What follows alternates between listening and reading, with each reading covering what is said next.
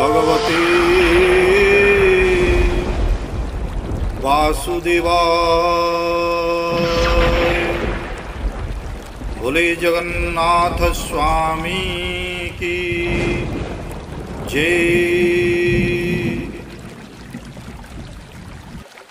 बोले जगन्नाथ स्वामी की जय। भक्त वृंदों, आज फिर आप सभी को मेरे चैनल पर स्वागत करता हूं। काल जो पठन किए थे उसके बारे में आज मैं समझाने जा रहा हूं। तो कल श्री विष्णु जी के उवाच थे, विष्णु जी के वाक्य थे। तो विष्णु जी क्या कह के ब्रह्मा जी को समझा रहे हैं?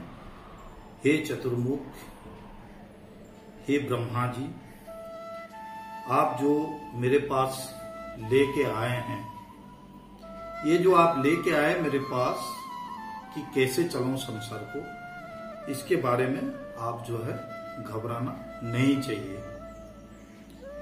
ये जो समाज है, ये जो सृष्टि है, ये यहाँ पर जितना जीव जंतु है, ये सब जो है माया में घिरे हुए हैं।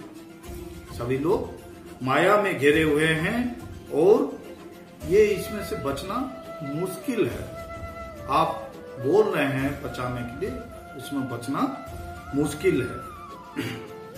फिर भी इनको पार करने के लिए, इस संसार के माया मोह अहंकार से इनको उद्धार करने के लिए आप जब बता रहे हैं, मैं इसके लिए एक उपाय आपको बताऊंगा। ये विष्णु जी ब्रह्मा को कह रहे हैं, जो इनका दोबारा जन्म नहीं होगा, पुनर्जन्म नहीं होगा और ये मुक्ति प्राप्त होगी।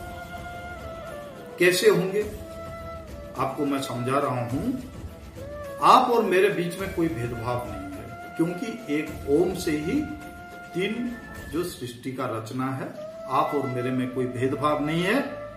आपका जहां पर रुचि है, मेरा भी वहीं रुचि है। आप और मेरे बीच में कोई अंतर नहीं है। तो आप इसलिए कोई चिंता करने की आवश्यक नहीं है। तो आप क्या करें हैं? जो लवण समुद्र है, जो समुद्र है, तो समुद्र के किनारे में जाइए। कहां पर जाइए? जहां पर जो पुरुषोत्तम क्षेत्र है, और वो कैसा है उसके बारे में वो समझा रहे हैं कि जिस प्रदेश में ये है वो पृथ्वी के अंदर श्रेष्ठ स्थान है, पवित्र स्थान है, श्रेष्ठ स्थान है। और आप वहां पर जाइए जहां पर जो है पूरे सारे संसार का जितना भी पवित्र क्षेत्र है, सबसे अच्छा जगह है वो। और वहां पर कौन से आदमी जन्म लेते हैं? जो पुनर्जन्म में, जो पिछले जन्म में जिन लोगों ने अच्छे कर्म किए हैं, वो सब लोग वहीं पर वास करते हैं। आप उस जगह पे जाइए और वो सब बंदे जो पुरुषोत्तम धाम में रहते हैं, वो सब बुद्धिमान है। वो कहां पर है स्थित है? कि समुद्र के किनारे में है। महानदी, जो उड़ीसा का सबसे बड़ा नदी है, इस उत्कल माटी का सबसे बड़ा नदी है, उस महानदी के दक्षिण तीर, मतलब दक्षिण के तरफ, महानदी के दक्षिण की तरफ। और भुवनेश्वर से वो जो है कितना दूर है? नहीं, कम से कम 60 किलोमीटर की दूरी पर है। वो दूरी तो बताया नहीं, लेकिन उन्होंने क्या बोला? भुवनेश्वर से भी वही पुरुषोत्तम क्षेत्र तक का जो जगह है, वो सब पवित्रमय जगह है। तो हे ब्रह्मा जी, आप वहीं पर जाइए। वहां पर क्या, आप दोबारा वहां पर किसी का जन्म नहीं होता है। वहां पर जो बसवास करते हैं वो पुनर्जन्म उनका नहीं होता, वो मुक्ति प्राप्त करते हैं। और वो जो भुवनेश्वर आपको बता रहा हूं, जहां से मेरा ये तीर्थ का रास्ता मार्ग शुरू हो जाता है, वो शिव धाम है, जहां पर लिंगराज मंदिर है, केदार गौरी कुंड है। और आप सभी को बता देता हूं, वो उड़ीसा का जो है वर्तमान राजधानी। तो उस भुवनेश्वर पुरी जो एकाम्र कानन कहा जाता है, उसको एकाम्र कानन से दक्षिण तीर समुद्र तक का जो जगह है वो पूरे श्री क्षेत्र पुरुषोत्तम क्षेत्र पुरी धाम जगन्नाथ धाम के अंदर में आता है। तो वहां पर आप जाइए और वहां पर क्या है, समुद्र के तीर में वहां पर एक नीलाचल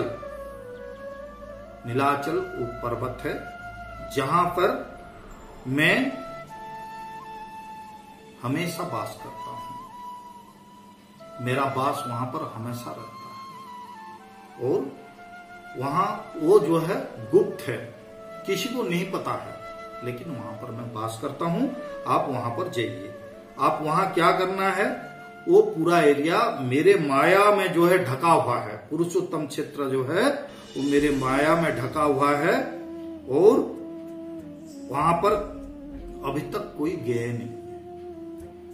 जो बसवास करते हैं वो ठीक है, लेकिन उस पुरुषोत्तम क्षेत्र में जाइए और वहां पर मेरा दर्शन कीजिए, वहां मेरा दर्शन कीजिए और उस क्षेत्र के बारे में मेरा जब आप स्वरूप देखेंगे तो आप भी ताजुब हो जाएंगे।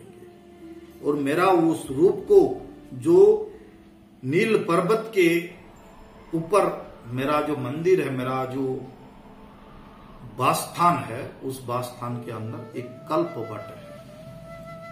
कल्प वट मतलब एक बरकत का पेड़ है।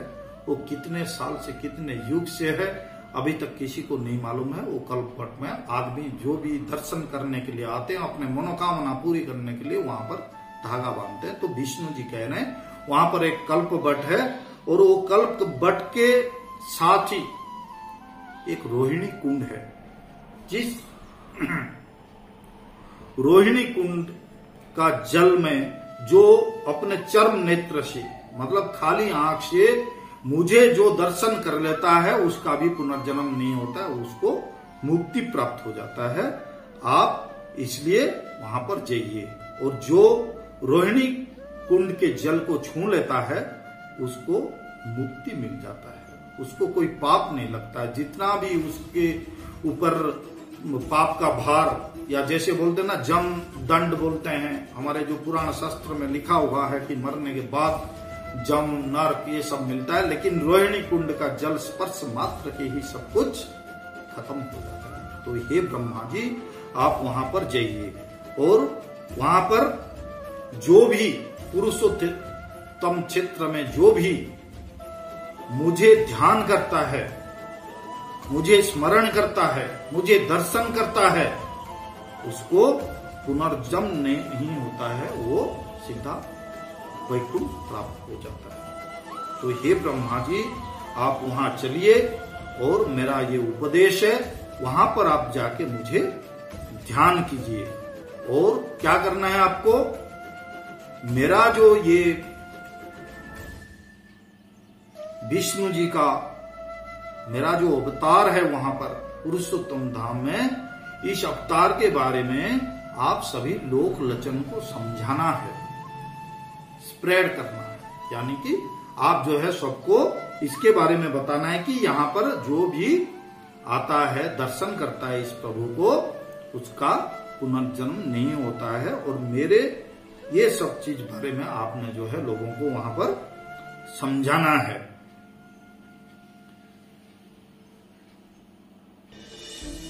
आगे क्या बोलते हैं कि इस क्षेत्र में, उस रूप में जो भी मुझे दर्शन करता है, तो जो अश्वमेध यज्ञ, अश्वमेध यज्ञ क्या है आप सभी ने पढ़ा होगा, सुना होगा कि बड़े बड़े राजा वगैरह जब उनका कोई कर्म ये होता है तो अश्वमेध यज्ञ करते थे।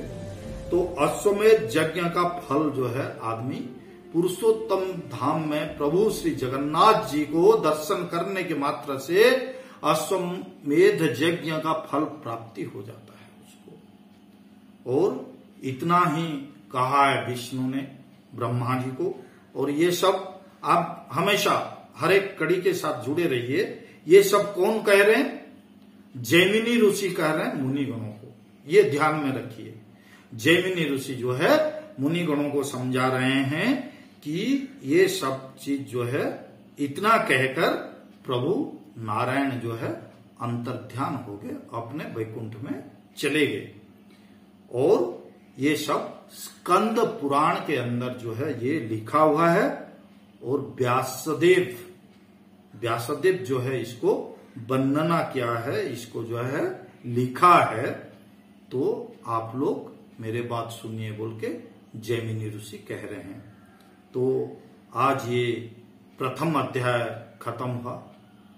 कल हम जाएंगे द्वितीय अध्याय के अंदर।